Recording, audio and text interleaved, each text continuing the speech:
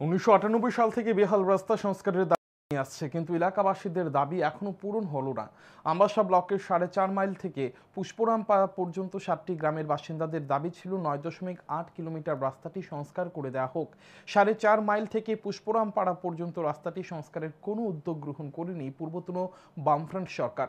2017 BJP Dhalai জেলা সভাপতি পরিমল দেববর্মা 7টি গ্রামের বাসিন্দাদের কথা দিয়েছিলেন 2018 সালের নির্বাচনে রাজ্যে বিজেপি সরকার ক্ষমতা দখল করলে রাস্তাটি সংস্কার করে দেওয়া হবে। 2018 সালের পর 2023 সালের নির্বাচনেও বিজেপি সরকার প্রতিষ্ঠা হয়েছে, কিন্তু গ্রামবাসীদের দাবি আর পূরণ হয়নি।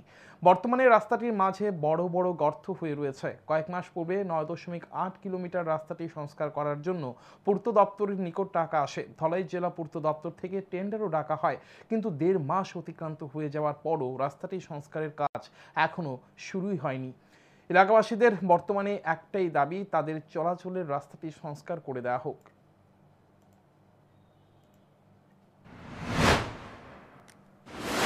এই 7-8টা হেপিটেশনে আমরা দীর্ঘদিন রাস্তার মেরামতের বা যে কোনো একটা কার্পেটের জন্য আমরা মেমোরেন্ডাম দিয়েছি, সাবমিট করেছি ডিএম এর কাছে। আমরা এসডিএম এর কাছে অনেক বছর ধরে এই রাস্তার দেখুন কি অবস্থা, এই দেখুন বহু অবস্থা দেখুন, কিন্তু আজ পর্যন্ত দেখুন ওই যে প্রধানমন্ত্রী গ্রাম সড়ক যোজনা যে সাইনবোর্ড লাগানো হয়েছে, আজ পর্যন্ত কোনো কিছু সুরাহা হয়নি।